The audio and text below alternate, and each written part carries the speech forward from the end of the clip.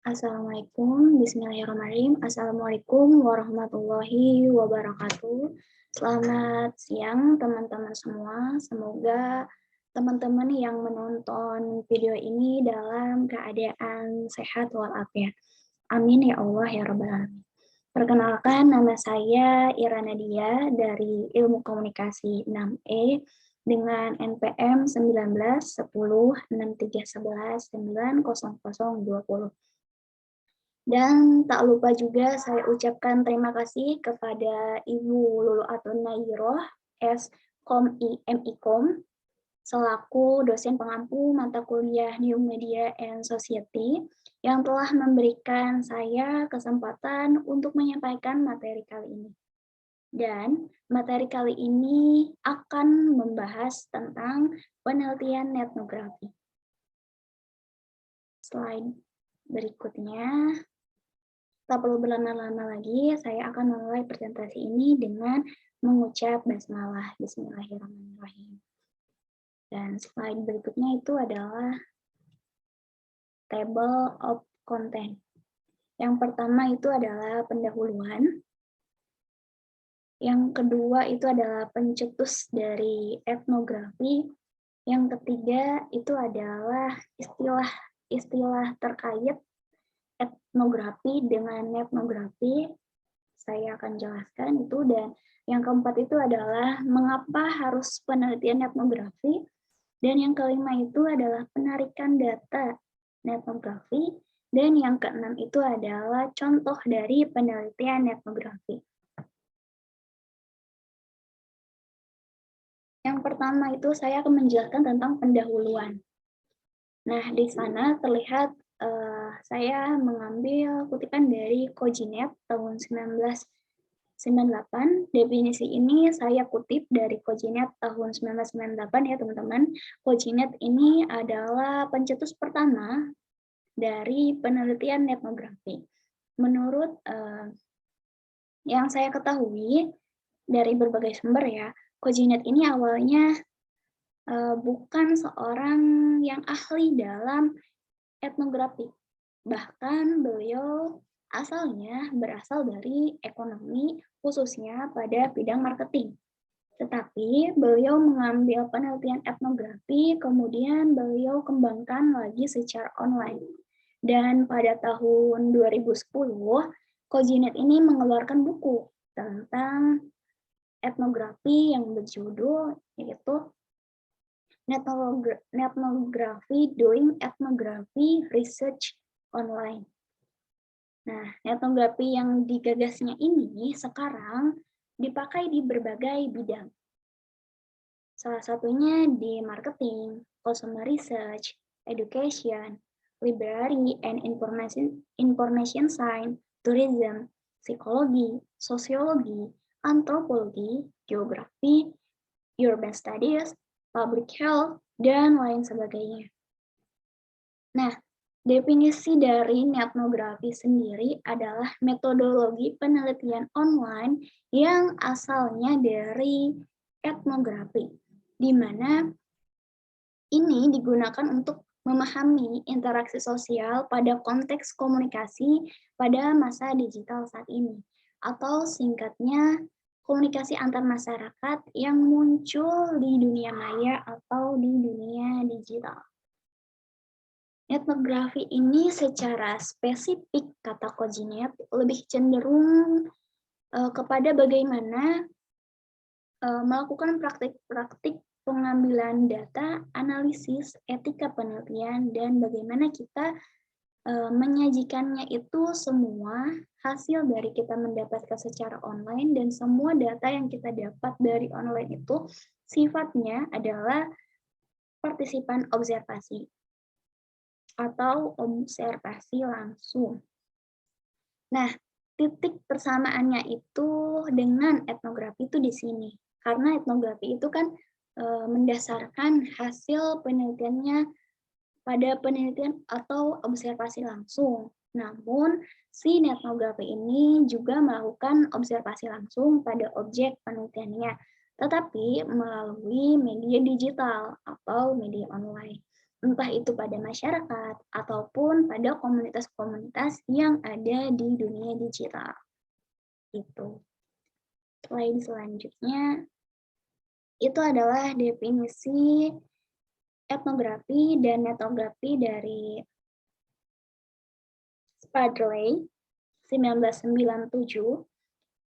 Etnografi merupakan metodologi penelitian yang membantu manusia untuk memahami masyarakat dan budaya dalam realitas sosial.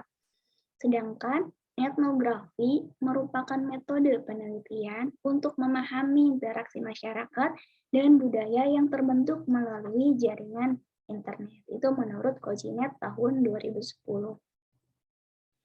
Nah, selanjutnya itu adalah pencetus etnografi, dan ini adalah pencetus penelitian etnografi ya teman-teman, yang telah beberapa kali tadi disinggung, yaitu Robert Kojinet sejak 1995 dan dipublikasikan sebagai sebuah metodologi pada tahun 2010 dalam bukunya, yaitu Ethnography Doing Ethnography Research Online. Nah, berikutnya adalah istilah-istilah terkait etnografi. Nah, ada banyak sekali istilah-istilah terkait etnografi ini ya. Yang pertama itu adalah digital etnografi, virtual etnografi, terus ada juga yang menyebut cyber etnografi, internet etnografi, internet relate etnografi, dan yang terakhir itu adalah netnografi. Etnografi yang dikemukakan oleh Kojinet ini. Dari berbagai istilah tersebut dapat ditarik benang kajian, dan pada dasarnya penelitian-penelitian tersebut sama karena penelitian ini melibatkan data yang bersifat daring dan menggunakan etnografi dalam proses penelitiannya. Terus yang kedua itu pengakuan terhadap signifikansi media digital dalam pengalaman keseharian manusia.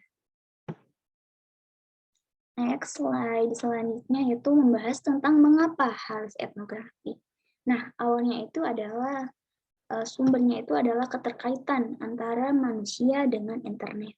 Nah, bahwasannya interaksi manusia dengan internet hari ini semakin kuat. Kita semakin bergantung dengan internet. Apalagi dikembangkannya Internet of Things. Kemudian berkembang lagi industri 4.0. Kita semakin tidak bisa berpisah dengan internet. Kemudian alasan berikutnya itu adalah di dalam internet ada yang namanya sosial media.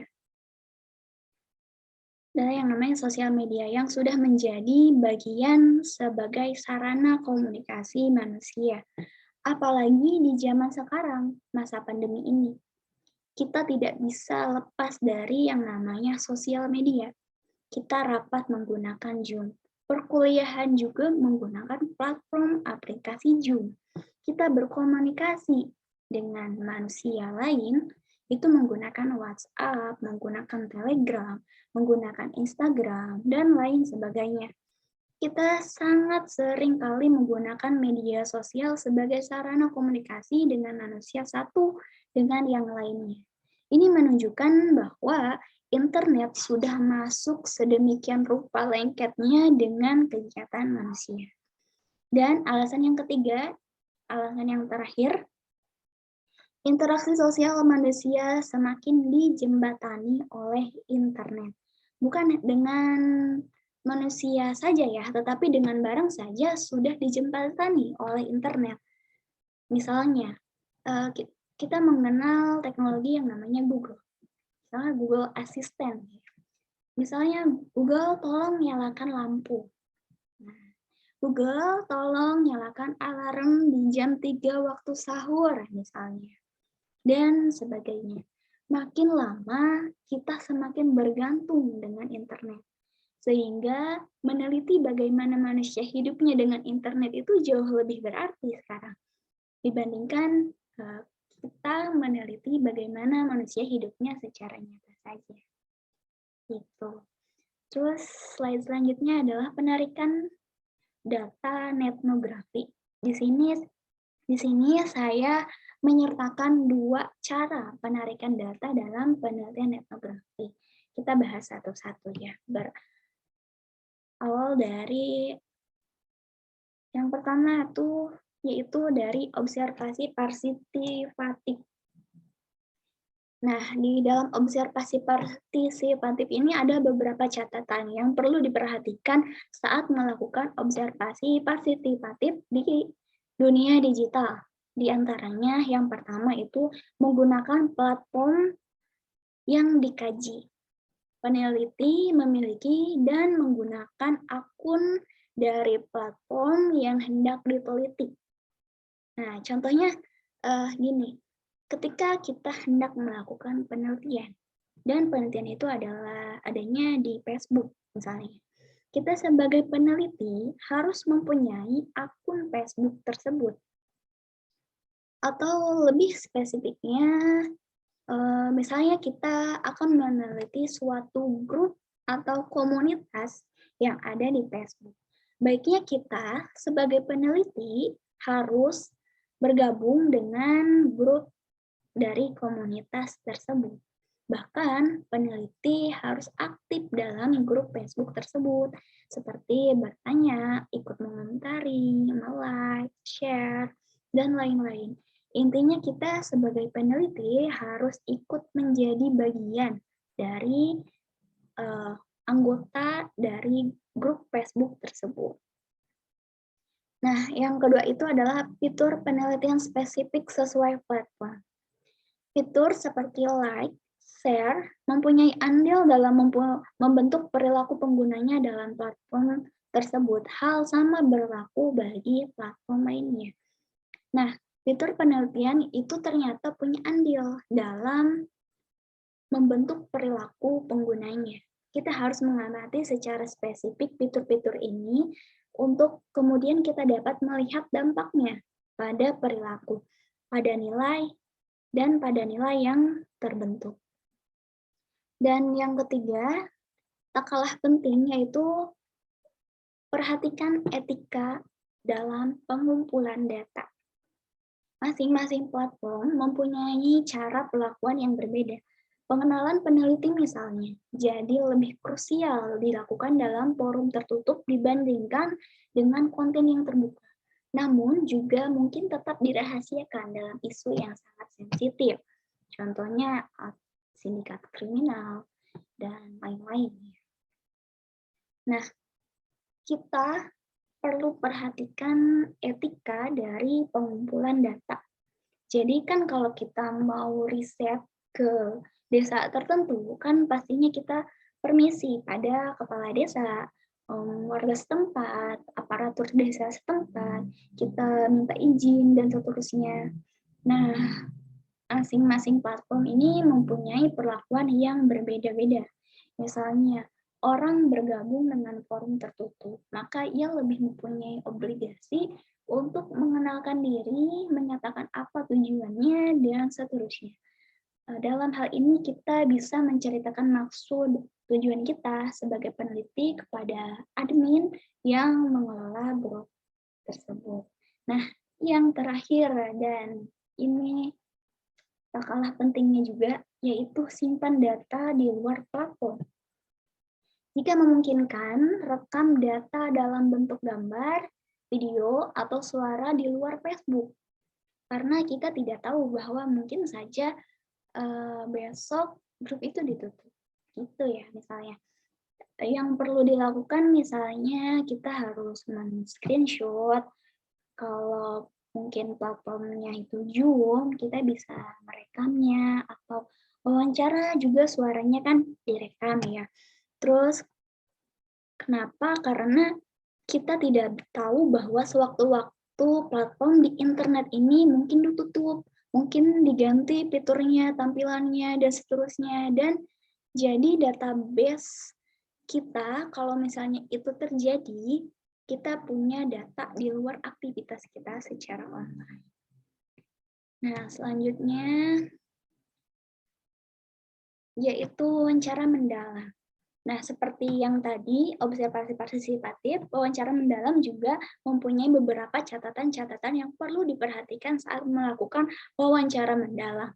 Ini semakin relevan digunakan ketika mungkin hari ini wawancara dilakukan via Zoom, ya begitu. Yang pertama nih kita bahas, yang pertama adalah keseimbangan durasi.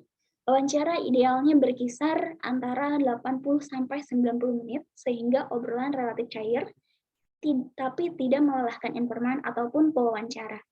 Nah, wawancara idealnya berkisar 80 sampai 90 menit secara umum, karena secara umum gitu ya, orang tidak akan membuka diri secara informal di bawah 45 menit. Jadi ketika kita wawancara di bawah 45 menit, hampir pasti pembicaraannya itu sangat-sangat formal. Jadi kita sebagai peneliti, kita sulit mendapatkan gambaran-gambaran dan data-data yang sebenarnya menggambarkan jawaban yang hendak kita cari. Tapi kalau sudah di atas 90 menit, biasanya fokus orang itu sudah terpecah. Fokus seseorang itu sudah terbagi. Sama halnya seperti kalau kita mengikuti seminar. Ketika kita tahan selama 90 menit saja, itu sudah hebat sekali. Karena sebelum itu kita pasti sudah kurang fokus gitu. Jadi angka 80 sampai 90 menit itu lumayan ideal untuk melihat bahwa kita punya perbincangan yang relatif cair tapi tidak melelahkan, baik dari sisi informan maupun dari kita sendiri sebagai peneliti. Nah, yang kedua itu adalah bahas aktivitas daring. Gunakan wawancara untuk membahas aktivitas di luar platform media sosial. Bagaimana dia memahami fitur, bagaimana ia menjelaskan aktivitasnya di media sosial, dan seterusnya. Nah, khusus karena kita melakukan kajian aktivitas di ranah digital, maka kita harus membahas aktivitas daringnya. Jadi kita melakukan wawancara untuk menanyakan misalnya, kenapa Bapak atau Ibu memposting seperti ini di Facebook? Atau apa yang Bapak Ibu pikirkan atau Mas Mbak pikirkan saat memposting ini misalnya. Atau apakah ketika mendapatkan like yang banyak itu membuat Bapak atau Ibu senang gitu misalnya. Atau apakah misalnya ketika orang berdebat itu membuat Bapak atau Ibu atau Mas Mbak marah dan seterusnya lah kayak gitu. Bagaimana sebenarnya si informan ini memahami dari fitur-fitur yang ia gunakan gitu. Bagaimana ia menjelaskan juga bagaimana ia menjelaskan aktivitasnya di media sosial dan seterusnya. Nah, selanjutnya yang terakhir adalah menggali aspek mental dan personal. Wawancara digunakan untuk memahami regionalisasi informan atas praktik sosial budaya yang dilakukan. Juga penting untuk melihat sejarah personal wawancara untuk membantu memahami nilai-nilai yang mewarnai tindakan dan pemikiran informan. Nah, apa yang paling penting dari wawancara sebenarnya? Yang paling penting itu kita sebagai peneliti harus bisa memahami apa yang ada di kepala informan. Apa yang menjadi rasionalisasi informan itu atas perilaku sehari-harinya di dunia digital atau lainnya. Dan kemudian kita juga mencoba mengenali informan yang kita wawancarai itu, seperti sejarah hidupnya, seperti apa, sehingga bisa memiliki pandangan seperti ini misalnya, dan lain-lain. Nah, next slide selanjutnya itu adalah contoh penelitian dari netnografi. Di sini saya mengambil dari penelitian Eva F. Anissa tahun 2018,